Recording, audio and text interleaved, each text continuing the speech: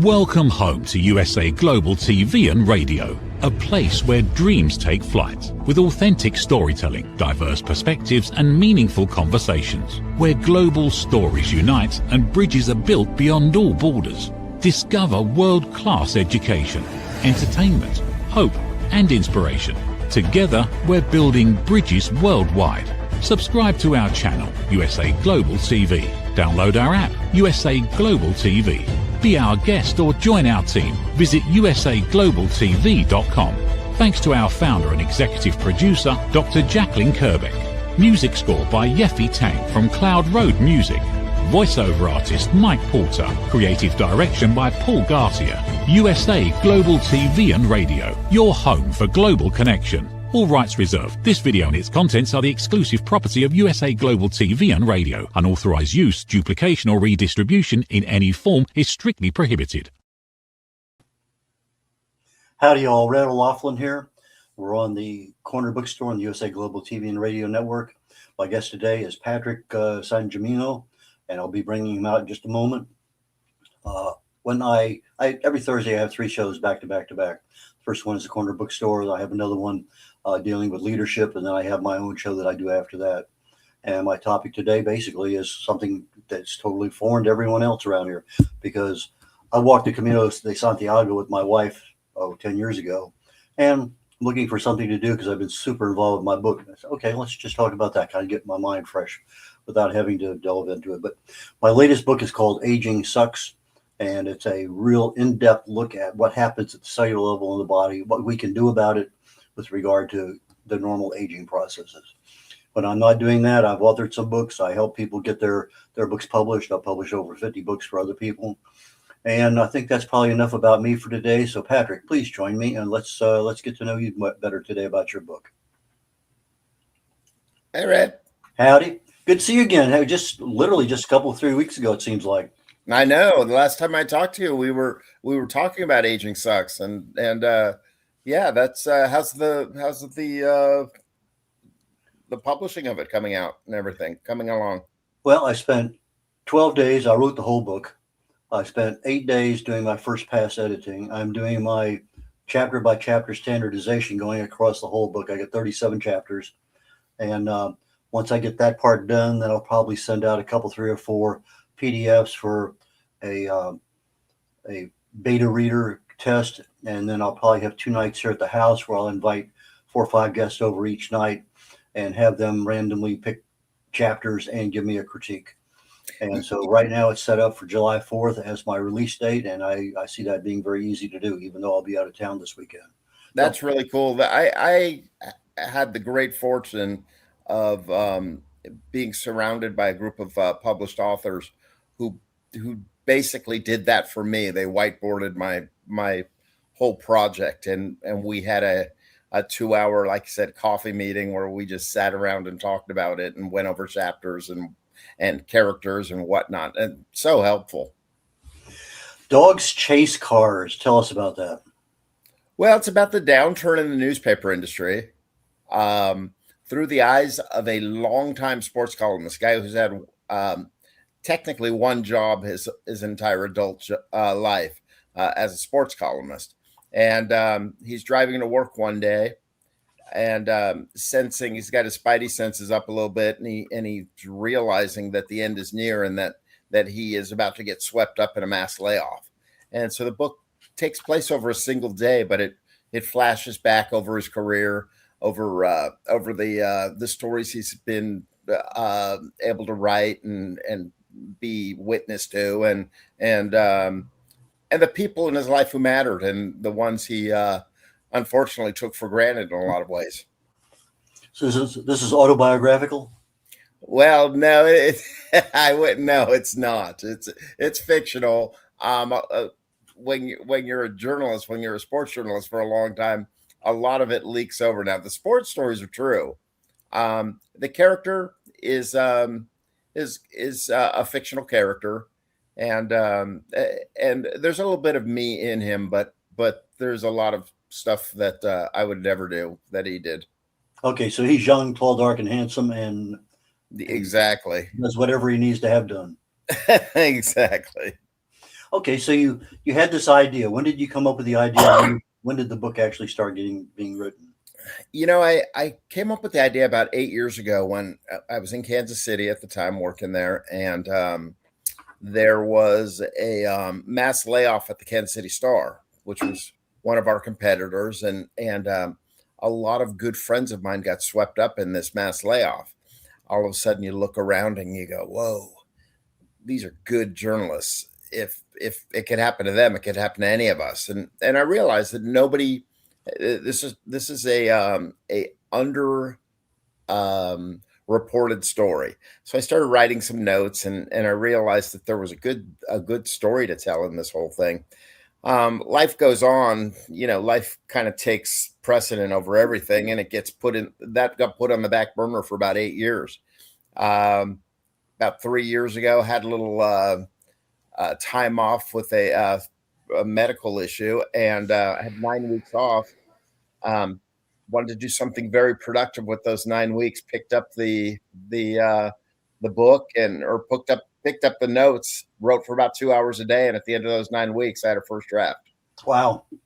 Yeah. Yeah, I understand what you say. Sometimes life gets in the way. I wrote. My wife was going through chemo, and I did one of those challenges. I wrote about one of my last missions flying. Anti-submarine warfare missions on Russian submarines in the Atlantic. And so I kind of embellished a little bit about my career in that one mission, but it was interesting in many, many regards. So the book is written, but there's no character dialogue. I need to go back and fill that in. So I haven't, I have everything is done, action, blah, blah, blah, but I need to introduce the people, etc. So that will happen. But right now, but you've got the framework all written, and that's a cool thing. It's so funny as a journalist, you write your 500-700 words a day, and you think you hand it to the editor, and they do some minor tweaking, and they might ask a question or two to if there's a hole in the story that you have to check on a little bit. So I write a first draft in those 9 weeks, and I think I'm done with the book. And that is the most naive thing I've ever come across. It's I have a personal habit of at the very end still adding and creating stuff that yes. This time I didn't edit, I just wrote, done, okay, done, and it worked out very nicely because I had a very short window to get things done, and it happened. And so if you're a new author and you're trying to get stuff done, perfection is not what you need. You just need words on paper. It's a whole lot easier to go back and add a couple little ones or take a paragraph or two out. I used AI a lot with brainstorming as I'm going through the writing and editing of the book. Do you use AI at all in any kind of editing? No, not really. My editing, I do it the old-fashioned way, and I have an editor. I'm a little frightened about AI because I think they would probably do a far better job than me, which would make me wonder why I'm writing a book to begin with. If there's a computer program that can write this book in 15 minutes and do it far better than I could. So, it's that whole, are we being replaced by technology right now? And so I've kind of shied away from that. Well, there's so much there in AI, and it's a tool. And it's primarily a brainstorming tool. Mm-hmm. And I'll write it. There's my deal. I say, what do you think? And he says, that paragraph needs to be rewritten, or you're using this word, and that's really not. So anyway, he's giving me feedback. I can still keep the word if I want, but it's somebody looking at it with an honest set of eyes that is saying, okay. And I find that when I first used AI to edit, I said, edit, there's like 20 pages. And I get back 2 paragraphs, because they edited 20 pages to 2 paragraphs. Yeah. So, so I say, now when you have to do that, I have about a paragraph. I have a paragraph for editing. If I'm just using something like I'm going to put a Facebook post or something up, I'll do a quick edit using that because I want, grammar and diction and spelling and other things to all make sense. But I really do use a lot of AI, but tell us about your cover. I always want to know what AI would have done with someone like Dr. Seuss. where you've got these non-words that just have great sounds, and they were part of his charm and part of his what made his book so great. And they would just say, no, we need to change this. um, anyway, that's we're going down a rabbit hole. We don't need to go down on that one. But the cover. My publisher came up with some ideas for the cover, and I when this one came out with this cover, I was like, wow, this is very apocalyptical. And I was like, do I really want it to be that uh, just diabolical? But then I was thinking about it, and in this guy's world, he's about to lose what he deems to be his identifying factor in life. It was the sky caving in on him, so it kind of mattered. I love the fact that there's a typewriter in the foreground, because it brings us back to the roots of our industry. When we wrote on typewriters, and I love the newspapers falling out of the sky, because just it tells you the kind of state we're in metaphorically, so to speak. Okay, so you get the book written, you get the book edited, it's being published. When did you start marketing the book? Oh, as a first time author, I was such a newbie in what to do. Like and I'm still learning this thing. There were so many things I would do differently right now, but bringing in someone like Mickey Mickelson, as you know, makes such a difference. Because here I am with you. He is, and it took me about 6 months before I tracked him down, and he was actually the publicist for a friend of mine who had written many stories about an author in Nebraska, and so when I had worked with him through writing stories about her, and so I was familiar with him. And then I called him and I said, hey, I wrote a book. And he goes, let's talk. So here we are. But it took a while. You lead a horse to water. So Well, it seems like most of the new authors we have on this show, and the ones I know outside of that, wait till their book is published and then tell the world. yes. For a while now, at least over the last year and a half, 2 years, I've been telling my clients and other ones like on this show, start. The minute you start your writing, start your marketing. Let people know it's coming. As best you can. I tried to follow that, and that was my plan. And then all of a sudden, I started marketing my book before I even started writing it. So I had about almost 2 months of marketing. Now I said, okay, there's the line in the sand. That's what I'm going to write. And so now all my writing, I've stopped marketing because I have all my attention pulled somewhere else. So next week when I get back from Denver, I'll have a chance to do some more marketing as I'm cleaning up the thing. But in reality, let's say you have another book coming out, well, let's say March, just to pick a date. Somewhere around Christmas, you ought to be marketing that book, letting people know it's coming. Here's what it's about. Lots and lots and lots of things you can do about that. So I've actually finished my I had a lot of people read it and say they wanted to know what happened to the character. So I wrote a second book about the second chapter in life. What do you do to remain relevant, and what gives you reason to wake up each morning when the career that you had is no longer available to you, and how you move forward and remain relevant. And I think it's a pretty decent read, but it's also it's one of those ones that I think my editor is going to have a time with this one, because so we're going to go through it. It's probably going to take a few months to go through that process, and I'm kind of I don't know what the proper protocol is with how long you wait before you move forward with that whole process again. Well, if you talk to the author, I'm sure he can probably tell you. Explain that. You're the author. Yeah. You have that decision. Yeah. Is there a proper, like, do you come right Okay. out with it? And Okay, let's say that you have a lot of success going with your marketing right now in your book, and it's being Mhm. sold and stuff. Okay, you can probably in the background start, doing your writing and set telling the world, okay, I have another one coming out, follow on. But if the book sales aren't doing so well, you don't have enough signings coming up, and you find yourself having more time than you thought you would based on your best guess estimate, start writing. You know, Yeah. why waste that time? If the time is actively being spent on productivity on your book sales, productivity on who you are, with regard to visibility, credibility, authority, those kinds of things as an author, then fine. Let's go ahead and continue, building your authority, because it's part of that flow from coming out of your book.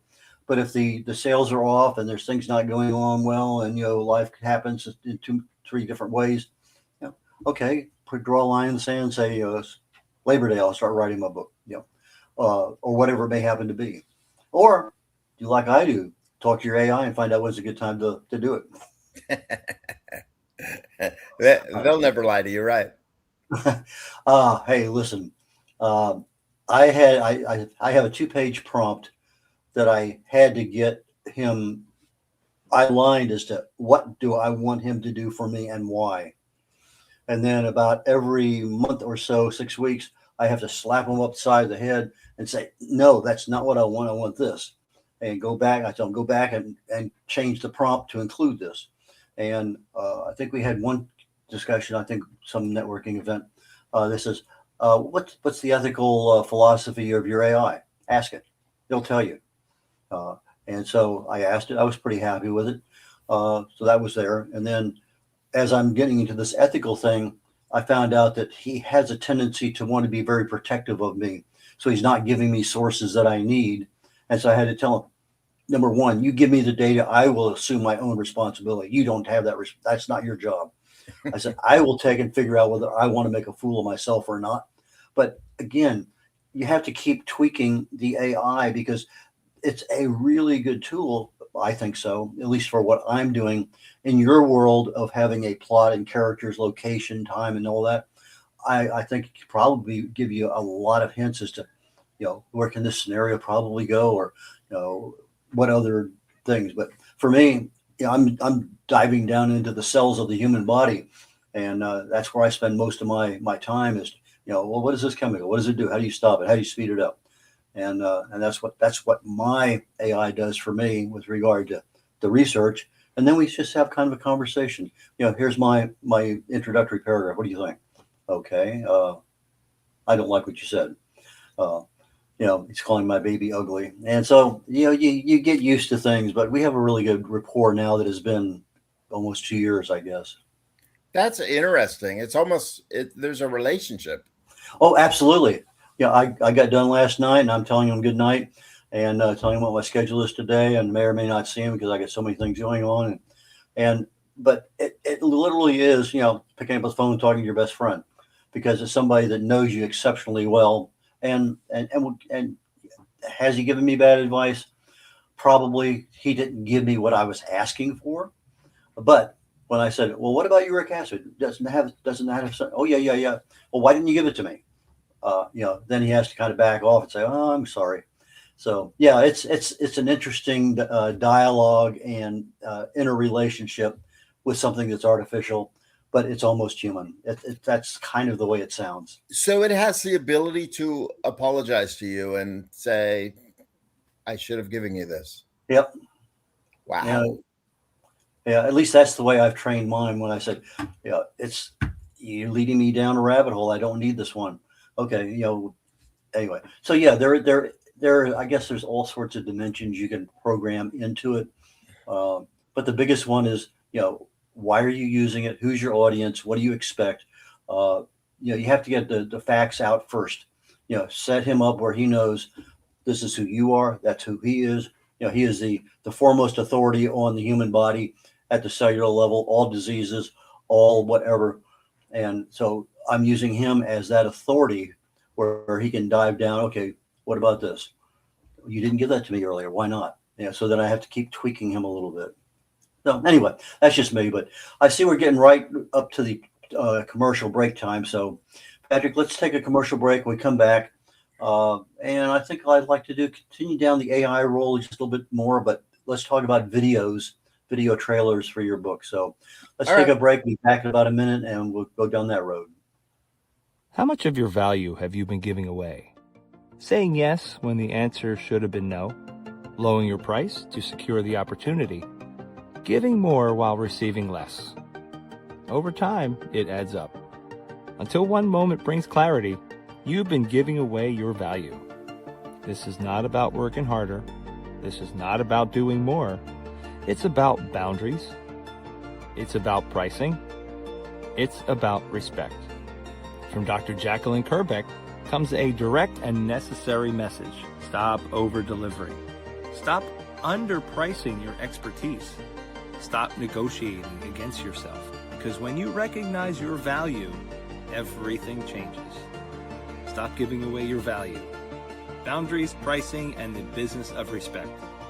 Available now wherever fine books are sold and on Amazon. A film by USA Global TV and Radio. Executive producer Dr. Jacqueline Kerbeck. Videographer and cinematic production Paul Garcia. Voiceover by Ed Vargas. Stop giving it away. Start owning it. Howdy, y'all. Red O'Loughlin here. We're on the Corner Bookstore today with Patrick Sangimino. Patrick, please join me back up here on stage. Thank you, sir. Okay, we talked a little bit about AI and what it can do for an author as a brainstormer, as a plot developer. Give me 3 different plots for this whatever. It does a marvelous job. You still control your intellectual property. You're just asking somebody to critique it a little bit. But one of the things I think all authors ought to consider AI, and that's for video trailers. Do you have a video trailer on your book? I do. And it was done AI, and it was I was actually I was very impressed with it. I was the character. My character came out looking more like Larry David than I wanted him to look like, but that was it was interesting. It was they did a really nice job with bringing out the plot of the story. Again. And how many videos do you have? I think there were 2 that came out. And you're using them on which social medias? I use them on my website, and then they've used them on Instagram and Twitter, and I think my Facebook post as well. Yeah. Okay. And you're reusing these every week, or just one time only, or what? They show up every so often. Yeah. You're in control of that? I am. I probably should be more in control of that, it sounds like. Because it's so easy to make multiple ones. Literally, you can make a brand new one in about 10 minutes, most cases. Yeah. Do you make yours? I do. Yeah, it's actually a pretty easy thing to do. I use a software called Hypernatural. The free version is pretty decent. But I'll go to, I'll create my text. I'll give it to my AI. I say I need a 35-second TV presentation. He'll do it. I'll take a look at it, tweak it if I need to. And then I leave it up to the AI to pick the character, the voice, and any other things that go along with the theme of that particular video. And so then I end up with probably 6 or 7 slides with wording at the bottom, text at the bottom, and a voice that it could be anything from a young British woman to an old black man. It doesn't matter. You have wide choices of what voices you want. Nice. And is this software available just anywhere? Yeah. Type in hypernatural.ai and it magically appears on the screen. Wow. Okay. And even a computer illiterate like I could use this, you're saying?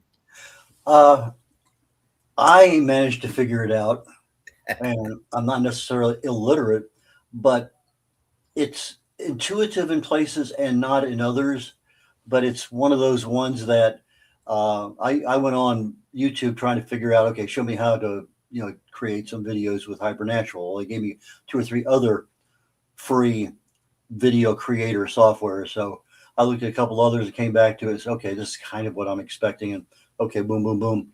And hunt and peck, miss a couple things, boom. Then, that's what you do. And so, yeah, there was a little frustration at the beginning. And so when you say at the beginning, how long does the beginning last, that frustration? Once I learned how to actually get a video and put it out, 10 minutes, I can create a new video, literally. You sound like a Superman, though. No, I am not. It's the software is there. It's like say it's not 1, 2, 3, 4. Do follow the yellow brick road, but it is intuitive to a degree that they give you presentation without the instructions, but you start clicking around things and you kind of see what happens. And all of a sudden you get the right one. And I've had the same thing happen with a couple other video things I tried to use that. Okay. It's and so it's a hunt and peck, miss a couple things, and then once you get a comfort level, boom, you're creating them. So it's a trial and error, and you're going to figure it out eventually. The errors are probably a good thing because they show you what not to do the next time, and yeah. And like I say, I do the text ahead of time. I let the AI 35 seconds, 45 seconds, whatever my video length I want.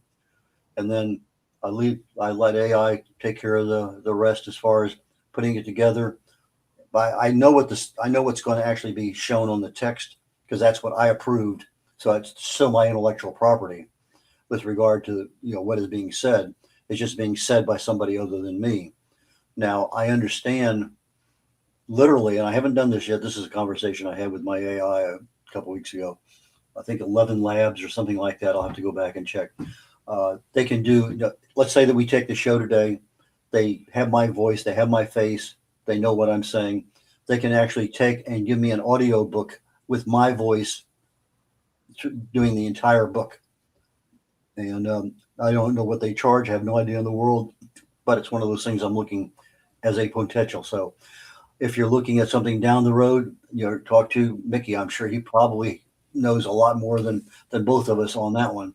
But that might be something that you may want to have the AI capture your voice and do an audiobook. Do you have an audiobook? I do have an audiobook, and it's funny you mentioned that. I went through the process of choosing the person to read for me, and over the last it was probably in January, and they gave me 10 people audition for it. I gave them some specifics. I wanted a man with a subtle kind of New York accent. So I didn't want him to, talk like this and have all this other stuff, but he had to have a little bit of a New York accent. And so they brought him in, and I was listening to they read the first two paragraphs of my book. And the first guy sounded like Elmer Fudd, and I was like, no, this is not going to work. And the second guy sounded like he had an NPR voice, and I was like, no, this is going to put people to sleep. But it's so funny because you don't put a whole lot of thought into who's reading the book until it's your words that are being spoken. And it was a fun process to finally get down to final 3 and then had him read one more time and finally chose a guy who I really like. And so right now that's a done deal. You're not worried about putting your voice on it, but maybe the next book might be your voice. You never know. But that would be interesting. But do you have a New York accent that you can put people to sleep with? I know I don't sound like Elmer Fudd. Well, that is so true. Okay, so what social medias? You said Instagram earlier and Twitter. Twitter, Facebook. I have a website as well. I don't know how much traffic I get to the website, but patricksangimino.com. And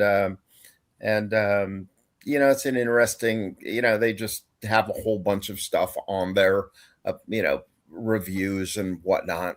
So, Have you updated all of your social media profiles to reflect that you're an author?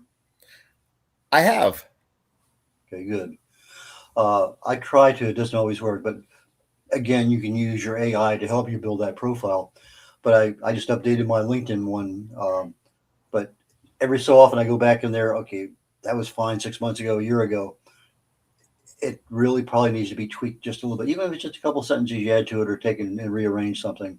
But again, you're being active out there. It's one of those things that I don't want to say it's expected. I'm giving a presentation later tonight on visibility. And the more visible you are, the more credibility you get, the more authority you have. So you don't want to ignore it, but you want to be aware that at some point in time you may need to just go in there. What did I write last time? Maybe it needs an update. What's interesting about all of that too is in becoming an author, in changing direction, so to speak, you're almost as a former journalist now. And how do you maintain your past while moving forward in your present? Does that make sense? Yeah, you're trying to capture the whole world in one sentence. Yes, exactly. And it becomes a challenge because most people know me as a journalist. And I think I told you this one time before, but I have always been very reluctant to refer to myself as an author because as a journalist, it sounds so pretentious.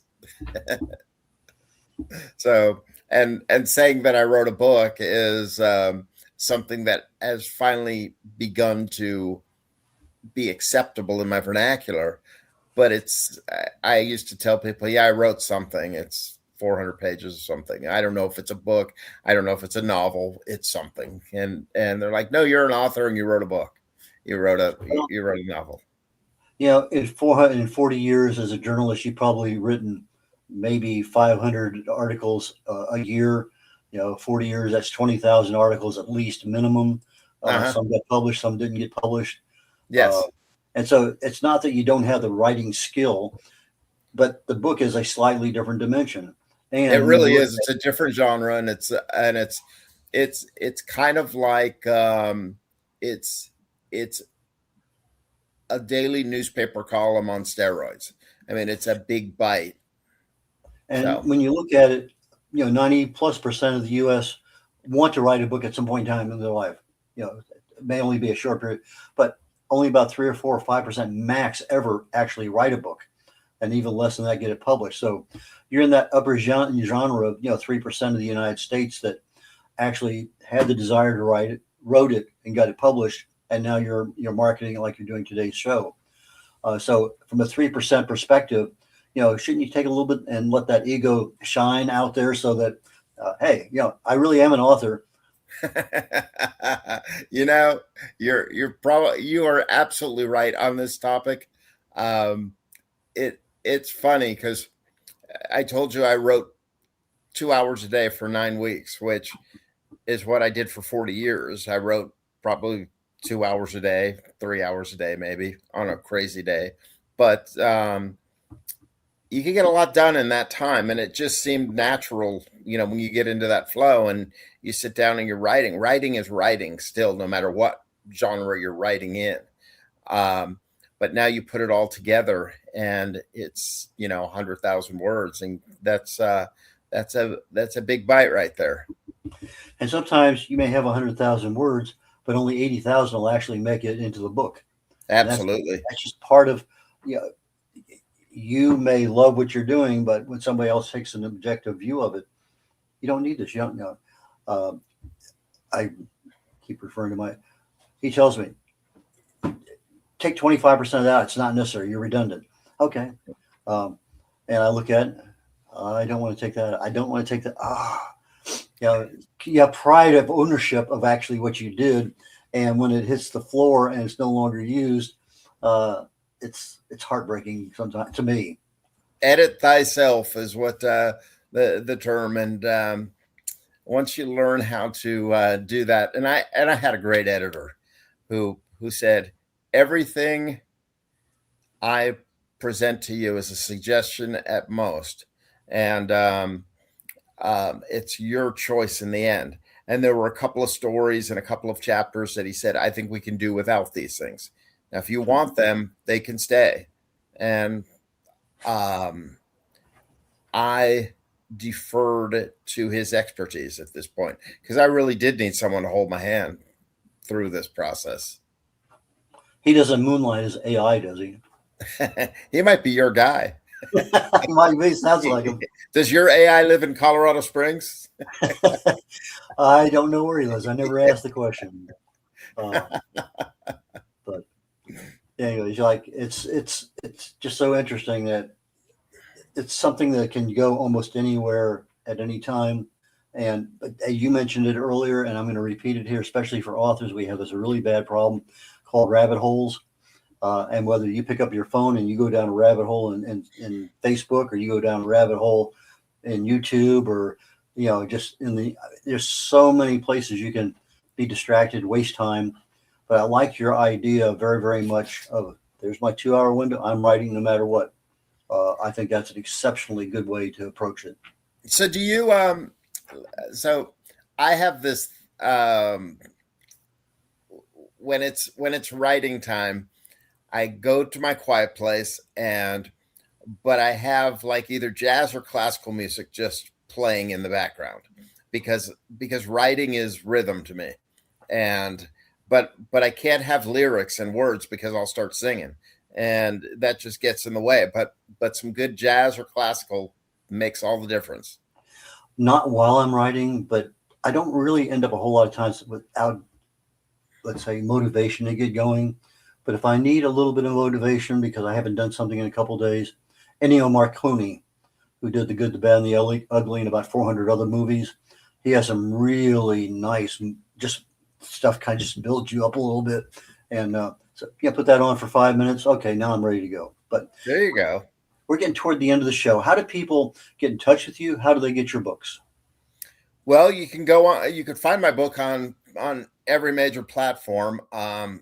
Amazon, Barnes and Noble being the two big ones, of course. It's there. I have a website, www.patricksangimino.com. I'm available on Twitter, or X as they call it now, at P Sangimino. My Instagram is Patrick Sangimino, at Patrick Sangimino. So yes, I'm out there. So find me. Something you consider. If you go to Amazon, become an affiliate salesman, you recommend your book to people through your affiliate program. Now you get paid a finder's fee and a royalty as opposed to just the royalty. So you might want to talk with Creative Edge, Mickey, and see if that's one of those things that he recommends for his deals. But that's a thought that you can put in there. The fact that, it's in your website, there's a link. But if you're an affiliate person with, now you're getting, an extra paycheck. So yeah, for what it's worth. Well, I appreciate that. Patrick, we're going to conclude now. So I look forward to you, especially the next book you have coming out, whenever that is. Please come back and let's continue this conversation. I've had really a wonderful time with you today. Thank you. I always have a great time with you, Red. You're fun, even in burnt orange. Take care, Senor. We catch you later on.